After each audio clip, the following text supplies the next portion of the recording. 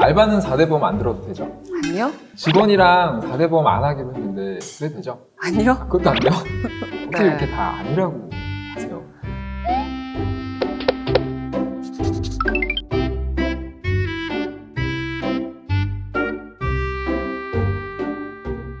대부분 사장님들이 질문이 네. 어떻게 하면 4대 보험을 가입을 안 할 수 있지? 이런 질문들을 많이 하시는 것 같아요. 사실 사업자 입장에서도 급여를 줄 때 급여의 10%를 사업자가 내줘야 되잖아요. 맞아요. 그래서 많이 부담이 되기도 하고 또 직원분들도 가입을 거부하는 직원분들이 많아요. 그런데 제가 지난번 인건비 신고 때 말씀드렸다시피 연간 보험료 납부액이 많다고 하더라도 인건비 자체를 필요경비로 인정을 받게 되면 종합소득세 부담액이 줄어들 수가 있습니다. 오늘 세무가 뭐니를 끝까지 시청하시면 평소에 궁금하셨던 4대 보험에 대한 모든 것을 알 수 있습니다. 맞아요. 직원이라면 전부 다 가입을 해야 되는지 나는 얼마나 부담을 해야 되는지 많이 궁금해 하시거든요. 우선 4대 보험이 뭐고 또 사업자라면 어떻게 가입하는지부터 알아볼까요? 국민에게 발생한 사회적 위험을 보험 방식에 의하여 대처함으로써 국민의 건강과 소득을 보장하는 제도인 사회보험제도. 우리나라에서는 4대 보험이라고 부르고 있는데요. 세범님, 4대 네. 보험에는 뭐가 있죠? 뭐가 있죠? 4대 보험은 건강보험, 국민연금, 고용보험, 산재보험 이렇게 4가지가 있죠. 사실 사회보험료는 세금은 아니지만 사업자한테는 세금하고 똑같이 느껴지는 것 같아요. 항상 소득에 붙어서 계산이 되고 또 직원들 급여 줄 때도 보험료 징수하고 또 납부하고 막 이렇게 해야 되니까 갑자기 불현듯 어떤 노래가 생각나네요. 4대 보험은 세금인 듯 세금 아닌 세금 같은 너.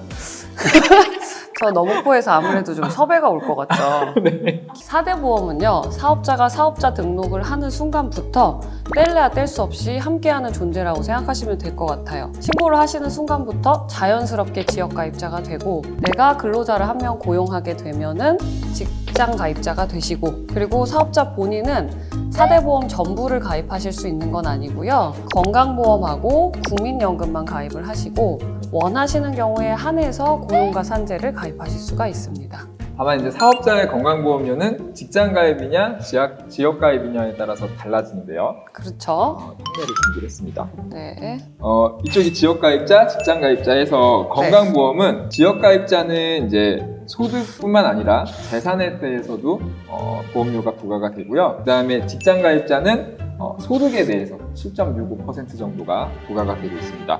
국민연금은 뭐 직장 가입이든 지역 가입이든 구분은 되는데 다 9%씩, 소득의 9%씩 동일하게 부과가 되고요. 그리고 직원이 생겨서 직장 가입자로 분류가 되고 나서부터는 사장님이 원래 내시던 2가지 보험에다가 직원의 4대 보험료까지 합산해서 내시게 됩니다. 네, 직원의 4대 보험료를 다 사업자가 책임을 져야 되는 거죠. 네. 그래서 이제 사업자는 더더욱 4대 보험료를 잘 알아야 되는데 4대 보험 요율은 지금 2021년 기준 이렇게 되어 있습니다. 여기서 장기 요양보험료는 건강보험료에 항상 따라붙어서 그냥 건강보험료랑 합쳐서 생각하셔도 무방합니다. 보시는 것처럼 월급의 약 20%가량이 보험료에 해당이 되고요. 그 중에서 사업자가 10%를 추가로 더 내줘야 되고 직원이 이제 한 9% 정도를 내야 돼서 급여를 줄 때 직원이 내야 되는 9%를 이제 원천징수해서 지급을 해야 되는 거죠.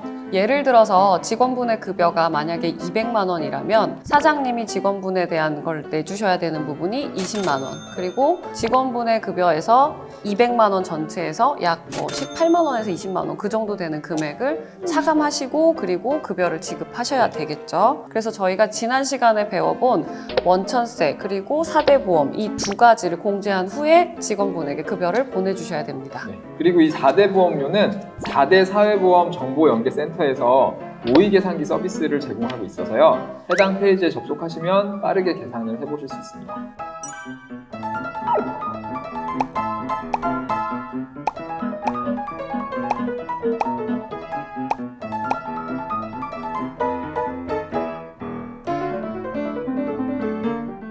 사실 사장님들이 가장 궁금해하는 게 이거죠. 직원을 고용할 때 직원의 어떤 형태가 다양한데 그중에서 뭐 아르바이트생, 일당 뭐 이런 사람들도 전부 다 4대 보험에 가입을 해줘야 될까? 이제 일단은 거의 다 가입을 하셔야 된다고 생각하면 좋겠고 원천세 편에서 했던 것처럼 이렇게 좀 쉽게 유형별로 구분해서 좀 살펴볼게요. 첫 번째는 상용 근로자가 있는데요.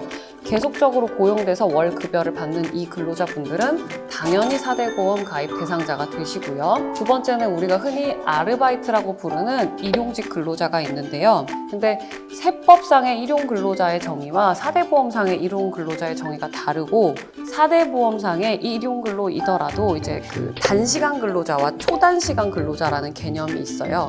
그래서 초단시간 근로자에 속하지 않으면 다 4대 보험을 가입하셔야 되는데 초단시간 근로자가 어떤 거냐면 1개월 미만 근무를 하면서 그리고 월에 8일 미만 근무해야 되고 월에 60시간 미만 근무해야 되는데 한 달에 8일도 일하지 않는 직원은 솔직히 알바로 쓰는 게 그러면 되게 여러 명 쓰셔야 되니까 실질적으로는 조금 좀 불가능하다고 생각하시면 좋을 것 같아요. 그래서 우리가 일반적으로 알고 있는 아르바이트에 대해서도 전부 4대 보험을 가입한다라고 알아두시면 좋겠습니다. 그리고 마지막으로 사업소득자가 있는데 사업소득자는 직장 가입자가 아니기 때문에 지역 가입자로 분류가 되거든요. 그래서 4대 보험에 가입을 안 하셔도 됩니다.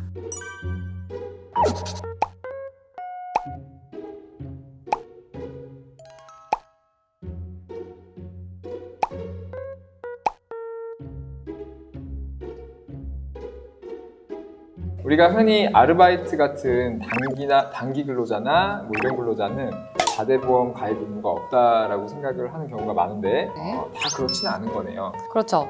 아르바이트라고 해서 4대 보험에 가입을 안 하는 경우가 있는데 저희가 원천세 신고를 하고 지급 명세서 날리면 바로 4대 보험료를 소급해서 부과하고 있으니까 꼭 신고하셔야 됩니다. 사실 방금 정리해 주신 것보다도 조금 더 막 복잡한 내용들이 많더라고요. 맞아요. 그래서 이렇게 따로 정리한 표를 준비를 했으니까 이 표를 한번 참고해 보시면 좋을 것 같아요.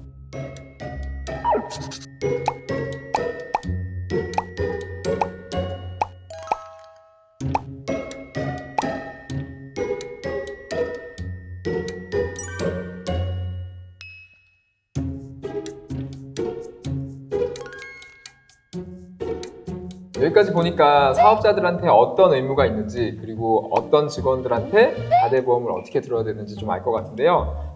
근데 역시나 우리 사장님들 입장에서는 적지 않은 부담이 될 것 같아요. 사업자의 종합소득세 부담을 줄일 수 있기 때문에 이렇게 해야 된다는 건 알겠지만 매월 적지 않은 돈이 빠져나가는 거잖아요. 네, 이게 정말 사업자들한테는 너무 큰 부담이고 저도 이게 한 달에 몇백씩 빠져나가니까 너무 힘듭니다. 하지만 다행스럽게도 이런 부담을 조금이나마 줄여줄 수 있는 두 가지 제도가 있어서 사장님들께서 꼭 기억하셨으면 좋겠어요. 첫 번째는 일자리 안정자금이고요. 두 번째는 두루누리 제도입니다.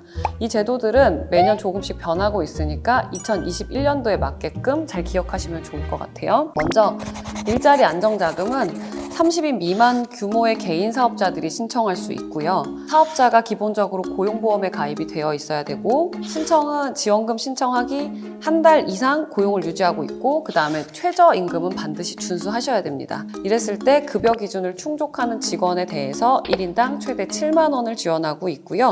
5인 미만 사업장은 최대 5만 원을 지원하고 있습니다. 이 경우에는 최저임금만 준수하고 있다면 단시간 근로자나 일용 근로자에 대해서도 지원금이 지원이 돼요. 근데 이때는 이제 7만 원 전액이 되지 않고 비율에 따라서 지원이 됩니다.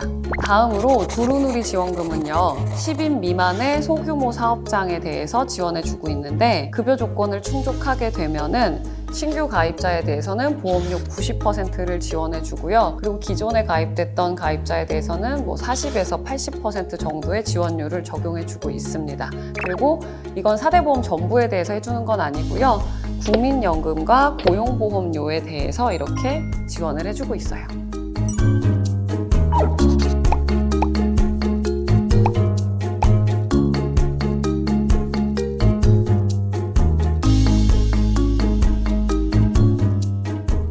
저희가 준비한 세무가머니 4대 보험 편이 끝났습니다. 그리고 세무가머니도 끝났어요. 너무 좋아하시는 거 아니에요? 종합소득세로 시작해서 부가가치세, 원천세, 그리고 마지막으로 4대 보험까지 사업자분들에게 꼭 필요한 지식들로 저희가 좀 채워봤는데 최대한 쉽고 재밌게 구성을 하려고는 했어요. 근데 사장님들이 이제 어떻게 보셨을지 조금 궁금하네요. 아무래도 세금을 좀 처음 접하시는 분들한테는 용어도 네. 생소하고 어려운 부분이 많이 있으셨을 거예요. 근데 맞아요. 저희가 정말로 사업을 하는데 필요한 아주 기본적인 세금들 이런 것들을 압축해서 꼭 알아야 되는 내용들만 정리를 해드린 거니까 어렵더라도 잘 모르시는 내용이 있다면 좀 반복해서 익숙해질 때까지 보셨으면 좋겠습니다. 그러면 많이 도움이 되실 것 같아요. 그럼 세무가머니 여기서 인사드리겠습니다. 공부하는 사장님 앞으로도 응원하겠습니다. 감사합니다. 안녕.